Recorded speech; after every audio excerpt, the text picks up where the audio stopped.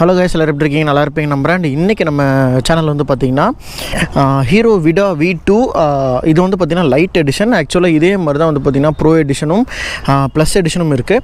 So நமக்கு கிடைச்சது வந்து பார்த்திங்கன்னா லைட் எடிஷன் தான். ஸோ இந்த வண்டியை வச்சு நம்ம ரெண்டு வண்டியோட ரிவ்யூமே வந்து பார்க்க போகிறோம். இந்த V2ஓட சீரியஸில் என்னென்ன வாகனங்கள் இருக்குது, அந்த என்னென்ன ஒவ்வொரு வாகனங்களும் என்னென்ன ப்ரைஸ் ரேஞ்சில் வருது எல்லாத்தையுமே நம்ம இதில் வந்து பார்க்கலாம். வண்டியோட லுக்ஸ் அண்ட் டிசைன்ஸில் இந்த மூணு வாகனங்களே கிட்டத்தட்ட உங்களுக்கு ஒரே மாதிரி தான் இருக்கும். கிட்டத்தட்டன்னு சொல்கிறத விட மோஸ்ட்லி உங்களுக்கு ஒரே மாதிரி தான் வந்து கொடுத்துருப்பாங்க. பட் டிசைன்ஸ் மட்டும் தான் வந்து பார்த்திங்கன்னா கொஞ்சம் சேஞ்சஸ் இருக்குமே தவிர உங்களுக்கு ஆல்மோஸ்ட் எல்லா விஷயங்களுமே வந்து பார்த்திங்கன்னா சேம் தான். ஸோ இந்த வீடியோவில் ஸ்ப்ளிட் சீட் வரும், அதாவது இந்த வண்டியில் வந்து ஸ்ப்ளிட் சீட் வரும். இதில் VXன்னு சொல்லிட்டு ஒரு சீரியஸ் இருக்குது. அந்த வீடியோவும் நம்ம சேனலில் வந்து நான் அப்லோட் பண்ணியிருக்கேன். அண்ட் அதே மாதிரி இதோட கன்சோல் மீட்டரை பொறுத்த வரைக்கும் இது ஃபுல் அண்ட் ஃபுல் ஒரு TFT டச் ஸ்க்ரீன் வரக்கூடிய ஒரு மாடல். இது ரெண்டுமே வந்து பார்த்திங்கன்னா VXல் வந்து மிஸ் ஆகும். இதுக்கும் ப்ரைஸ் வந்து பார்த்திங்கன்னா இது கொஞ்சம் ஹெவியராக இருக்கும். உங்களுக்கு வந்து லைக் எப்படின்னா ஓலாவோட S1 சீரியஸ் மாதிரி இது வந்து பார்த்திங்கன்னா S1X அதே மாதிரி S1 Pro அப்படிங்கிற மாதிரிலாம் போகுது இல்லையா. V2 அப்படிங்கிறது ஒரு ப்ரோ எடிஷன் மாதிரிங்க. பட் நமக்கு வந்து பார்த்திங்கன்னா இந்த V2 வந்து பார்த்திங்கன்னா ப்ரோ எடிஷன் மாதிரி, VXங்கிறது நார்மல் எடிஷன் மாதிரி வந்து கொடுத்துருப்பாங்க. ஜஸ்ட்டு இப்போ எப்படின்னா வண்டி வந்து ஆஃபில் தான் இருக்கும். இது வந்து பார்க் மோடு. இதுலேயே வந்து பார்த்திங்கன்னா நீங்கள் பேக் பிரேக் ப்ரெஸ் பண்ணி பவர் பட்டன் கொடுத்திங்கன்னா வண்டி வந்து ஸ்டார்ட் ஆகிடும். ஸோ பேட்ரி பர்சன்டேஜ் வந்து நமக்கு 42% இருக்குது. ரேஞ்ச் ஆல்மோஸ்ட் 27 கிலோமீட்டர்ஸ் காட்டுது ஈக்கோ மோடில். இது டச் ஸ்க்ரீன் அப்படிங்கிறதுனால உங்களுக்கு இதில் நீங்கள் டச் பண்ணிக்க முடியும். ஈக்கோ, ரைடு, அதே மாதிரி ஸ்போர்ட்டு, ஓகே, இந்த மாதிரி மோட்ஸை நீங்கள் வந்து சேஞ்ச் பண்ணிடலாம். கஷ்டம் நான் ஈக்கோலே வச்சு ஓட்டுறேன். அதுக்கப்புறம் போக போக மோடை வந்து சேஞ்ச் பண்ணி என்ன ஸ்பீடு போகுது அப்படிங்கிறத வந்து பார்த்துடலாம். ஒரு டீட்டெயில்டான ஒரு ரிவ்யூவாக இருக்கும். ஸ்டார்ட் பண்ணிவிடுவோமா? அண்ட் இந்த வண்டியில் க்ரூஸ் கண்ட்ரோலும் இருக்குது. நான் வந்து பூஸ்ட் ஆப்ஷன் ஒன்று இருக்கும். இதில் பூஸ்ட் அப்படின்னா உங்களுக்கு டக்குன்னு ஒரு குயிக்காக சடனாக ஒரு பவர் ரிலீஸ் பண்ணும். அந்த மோட நான் ஆஃப் பண்ணி வச்சுருக்கேன். நான் அதையுமே உங்களுக்கு ஆன் பண்ணிவிட்டு அந்த பர்பஸும் எப்படி ஒர்க் ஆகுது அப்படிங்கிறது அந்த ஸ்கூட்டர் நான் வந்து உங்களுக்கு காமிச்சிட்றேன். 42% இருக்குது, போயிடலாம், பிரச்சனை இல்லை. ஸோ உங்களுக்கு இந்த ஈக்கோ மோடை பொறுத்த வரைக்கும் இந்த லோக்கலில் ஓட்டுறது தான் கரெக்டாக இருக்கும். ஒரு 45-46ங்கிறது இடத்த பொறுத்து இதோட இந்த ஸ்பீடு வந்து இருக்கும். ரீஜன் அப்படிங்கிறதுமே இந்த ஸ்கூட்டர்லேயுமே இருக்குங்க. ஸோ உங்களுக்கு அதெல்லாம் பிரச்சனையே இல்லை, சூப்பராக இருக்கும். இந்த விடா சீரியஸ் பொறுத்த வரைக்குமே நமக்கு ரெண்டு விதமான மாடல்ஸில் உங்களுக்கு பைக் வந்து அவைலபிளாக இருக்குதுன்னு சொன்னேன். ஒன்று வந்து V2, இன்னொன்று வந்து பார்த்திங்கன்னா VX. இந்த V2 பொறுத்த வரைக்கும் என்னென்ன ஃபியூச்சர்ஸ்லாம் உங்களுக்கு வரும் அப்படின்னு பார்த்திங்கன்னா இந்த டச் ஸ்க்ரீன் வரும். பேட்ரி பேக் வந்துட்டு ரெண்டு விதமான பேட்ரி பேக் வந்து உங்களுக்கு கிடைக்கும். 3.9 கிலோவாட்டு, 3.4 கிலோவாட்டுன்னு ரெண்டு பேட்ரி கிடைக்கும். ரெண்டுக்குமே சர்டிஃபைடு ரேஞ்சு அவங்க கொடுக்குறது எவ்வளோன்னா, இப்போ 3.4 கிலோவாட்னா கம்பெனி வந்து எவ்வளோ சொல்கிறாங்கன்னு பார்த்தீங்கன்னா உங்களுக்கு ஒரு 140 வரைக்கும் ரேஞ்ச் கிடைக்கும்னு சொல்கிறாங்க. பட் ரியல் டைமில் 116 வரைக்கும் ரேஞ்ச் கிடைக்கிது ரியல் டைம் ஈக்குவல் ஓட்டினீங்கன்னா. அதே வந்து நம்ம VX ப்ரோ வேரியண்ட்டை பொறுத்த வரைக்கும், V2 ப்ரோ பொறுத்த வரைக்கும் உங்களுக்கு வந்து ரேஞ்ச் வந்து ஒரு 128 வரைக்கும் உங்களுக்கு கிடைக்கிது, 130 வரைக்கும் உங்களுக்கு கிடைக்கிதுன்னு சொல்கிறாங்க. அதோடைய அந்த ப்ரைஸ் அப்படின்னு பார்த்தீங்கன்னா அதோடைய உங்களுக்கு ரேஞ்ச் கெப்பாசிட்டின்னு பார்க்கும்போது அது ஒரு கம்பெனி சொல்கிறல 160 சொல்கிறாங்க, ரியல் டைமில் 130 பக்கம் வந்து கிடைக்கிது. இது எல்லாமே ஈக்குவலாக நான் சொல்கிற ரேஞ்சுங்க. உங்களுக்கு இந்த ரேஞ்ச் அப்படிங்கிறது உங்களுக்கு சேஞ்ச் ஆகிட்டே இருக்கும். ஆக்சுவலாக நான் ஓட்டின ஸ்கூட்டர்ஸ்லேயே ஒரு நல்ல டிஸ்பிளே இருக்கக்கூடிய ஒரு ஸ்கூட்டர் நான் இதை வந்து கண்டிப்பாக சொல்லுவேன். ரொம்ப பெருசாக இருக்குது, டச் ஸ்க்ரீன் சூப்பராக இருக்குது. அட் த சேம் டைம் உங்களுக்கு வந்து இன்ஃபர்மேட்டிவாக வந்து பார்த்திங்கனாலும் இருக்குது. நீங்கள் ஓலாவாக இருக்கட்டும், இதெல்லாம் கொஞ்சம் பிரைட்னஸ் கண்ணில் அடிக்கிற மாதிரி இருக்கும். ஸ்க்ரீனோட அந்த கிளாரிட்டி கம்மியாக இருக்கும். பட் இது கொஞ்சம் டல்லான ஒரு ஸ்க்ரீன் டைப்பில் நல்லா பண்ணியிருக்காங்க. இதுவுமே பிரைட்னஸ் நான் ஃபுல் பிரைட்னஸ் வச்சுருக்கேன். ஃபுல் பிரைட்னஸ் கெப்பாசிட்டி இவ்வளோ தான். உங்களுக்கு நைட் டைம்லேயும் இது நல்லாயிருக்கும். ஆனால் டே டைம்லேன்னு போகும்போது உங்களுக்கு இதை விட பிரைட்னஸாக இருக்கும். ஓலா ஏற்றரலாம், மேப் அந்த மாதிரியான விஷயங்கள் எல்லாமே காட்டினாலும் அதெல்லாம் நீங்கள் யூஸ் பண்ணிங்கன்னா உங்களுக்கு அதுவுமே பேட்ரி பவர்லேருந்து எடுக்கும். அதுதான் அதுலேயுமே ஒரு மைனஸுங்கிறது.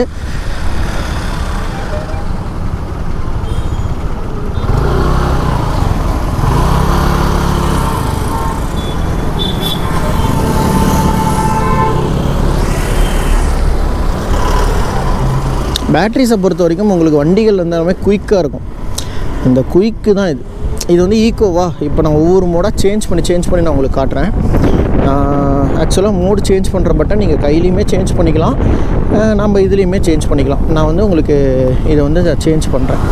ஆக்சுவலாக க்ரூஸ் கண்ட்ரோல் இருக்குல்ல, க்ரூஸ் கண்ட்ரோல் ஃபஸ்ட்டு யூஸ் பண்ணி பார்ப்போம். க்ரூஸ் கண்ட்ரோல் ஆன் பண்ணுறேன்.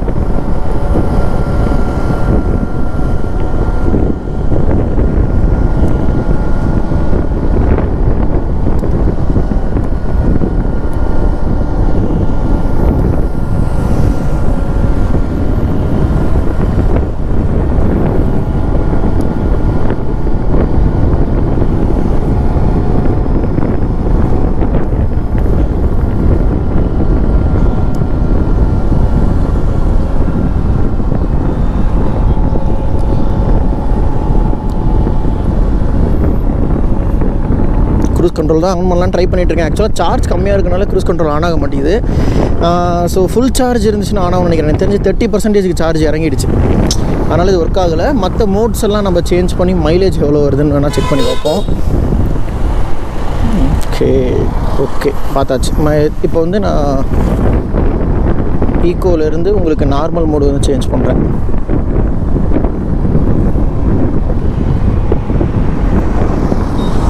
ரைட் மோடு சேஞ்ச் பண்ணியாச்சு. ஈக்கோவில் எனக்கு ஒரு 45 வரைக்கும் போச்சுங்க. ரைடில் எவ்வளோ போகுதுன்னு பார்ப்போம். ஸ்பீட் பிரேக்கரா? ஓகே, இந்த ரோட்லேயே நம்ம செக் பண்ணி பார்த்துருவோம் மோஸ்ட்லி எவ்வளோ தான் போகுதுன்ட்டு. ஃபுல்லாக முறுக்கிட்டேன். 50 சூப்பருங்க. 61 வரைக்கும் போகுது. ஈக்கோ ஆக்சுவலாக 2 மோடு தாங்க மாறுது. சார்ஜ் கம்மியானோனையும் ஸ்போர்ட் மோடு வந்து கட் ஆகிடுச்சு. ரைட் மோடில் எனக்கு தெரிஞ்ச 62 வரைக்கும் போகுது. இதுவே சூப்பர் தான் எனக்கு தெரிஞ்ச வரைக்கும். அவங்க ஸ்பெக்கில் சொன்ன வரைக்கும் எப்படின்னா, உங்களுக்கு வந்துட்டு இதில் 4 மோட் சொன்னோம் இல்லைங்களா, city mode, ride mode, eco mode, sport mode. உங்களுக்கு ஈக்கோ தான் பேஸ் 45லேருந்து 50 வந்து போகும். அதுக்கப்புறம் ரைடு மோடை பொறுத்த வரைக்கும் 60 போகும். சிட்டி மோடை பொறுத்த வரைக்கும் உங்களுக்கு வந்துட்டு 65லேருந்து 70 வந்து போகும். சாரி, ஸ்போர்ட் மோடை பொறுத்த வரைக்கும் உங்களுக்கு 75 போகும். பவர் மோடுன்னு ஒன்று இருக்குது, அதுதான் டாப் ஸ்பீடு. நீங்கள் இதே நார்மல் V2 ப்ரோ ப்ளஸ்ஸாக இருந்துச்சுன்னா உங்களுக்கு 85 டாப் ஸ்பீடு, V2 ப்ரோவாக இருந்துச்சுன்னா உங்களுக்கு 90 டாப் ஸ்பீடு.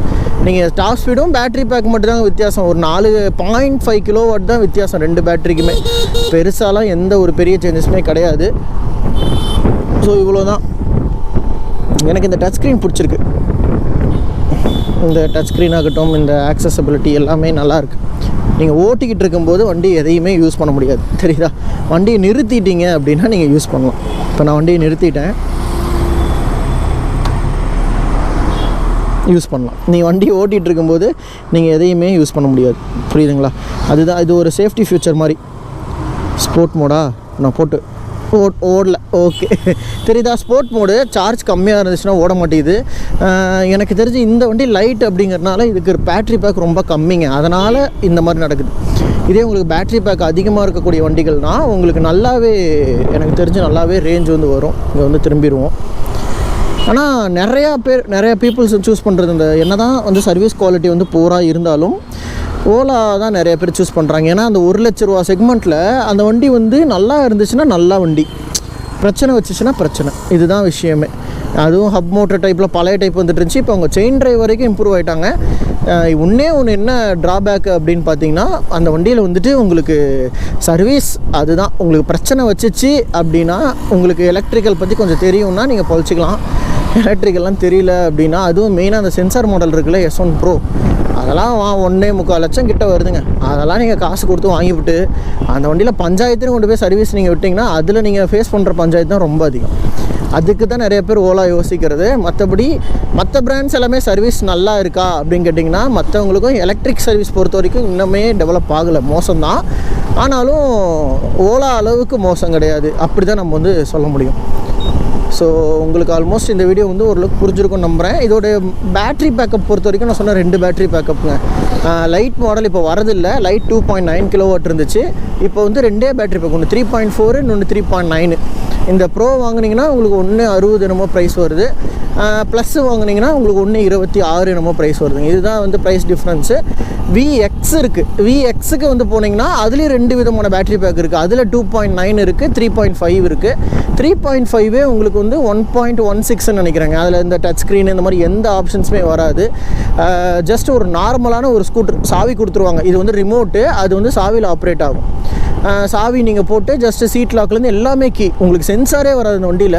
நீங்கள் ஒன்றே சார்ஜ் போடுறீங்க, வண்டி ஓட்டுறீங்க, அவ்வளோதான் உங்களுக்கு வந்து வேலை. வேறு எந்த இதுவுமே இருக்காது. அது இன்னுமே நல்லாயிருக்கும், உங்கள் யூசர் ஃப்ரெண்ட்லியாக இருக்கும். ரேஞ்சுமே அதுவும் கிட்டத்தட்ட உங்களுக்கு இதோட ரேஞ்சுக்கு ஈக்குவலாக கொடுக்குங்க. அது ஒரு பெரிய பாசிட்டிவ். அதுவுமே 115லேருந்து 118 கிலோமீட்டர் வரைக்கும் எனக்கு தெரிஞ்ச ரேஞ்சு, ரியல் டைம் ரேஞ்சு கிடைக்கும். கம்பெனி ஒரு 130 வரைக்கும் கிடைக்கும்னு சொல்கிறாங்க. இது ரெண்டும் தான் வித்தியாசமே. ஸோ உங்களுக்கு ஆல்மோஸ்ட் இந்த வீடியோ வந்து புரிஞ்சிருக்கும்னு நம்புகிறேன். ஒரு V2 ஆர் ஹீரோவோட விடா சீரியஸ் பைக் வாங்குறீங்கன்னா இதெல்லாம் தான் நீங்கள் பார்க்க வேண்டிய விஷயங்கள். ஸோ இதெல்லாம் உங்களுக்கு ஓரளவுக்கு வந்து அக்செப்டபுளாக தான் இருக்கும். அண்டு யூசர் ஃப்ரெண்ட்லியான ஒரு பைக்ஸ் தாங்க இதெல்லாம். உங்களுக்கு மைலேஜும் நல்லாயிருக்கும். At the same time local use.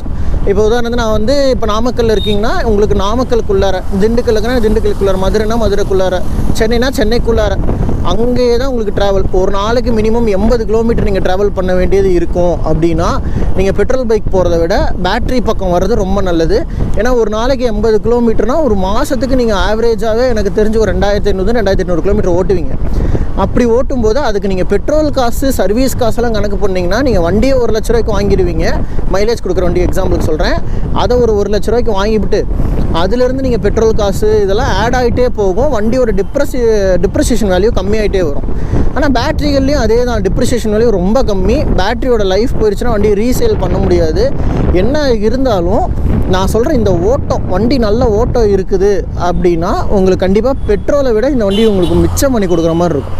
ஒரு 4 எப்படி எல்லா வண்டிகள்லையுமே ஸ்டாண்டர்டாக 5 இயர்ஸ்லேருந்து 3 இயர்ஸ் வரைக்கும் ஸ்டாண்டர்ட் வாரண்ட்டி மோட்டருக்கும் பேட்டரிக்கும் கொடுக்குறாங்க. அது வரைக்கும் அவங்களுக்கு என்ன பிரச்சனைனாலும் பேட்டரி ரீப்ளேஸ்மெண்ட்டும் பண்ணித்தராங்க. அது இந்த ஹீரோ விடாலாம் டிட்டாச்சபிள் பேட்டரி ரொம்ப நல்ல ஆப்ஷனாக போச்சு.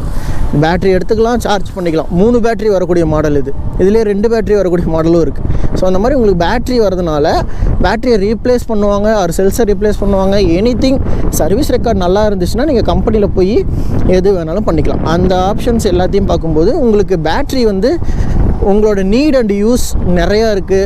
ஹெவியாக நீங்கள் ஓட்டுறீங்க அப்படின்னா உங்களுக்கு இது உண்மையுமே நல்ல ஆப்ஷன்ஸாக தான் இருக்கும் பேட்ரி வெஹிக்கல்லாம்.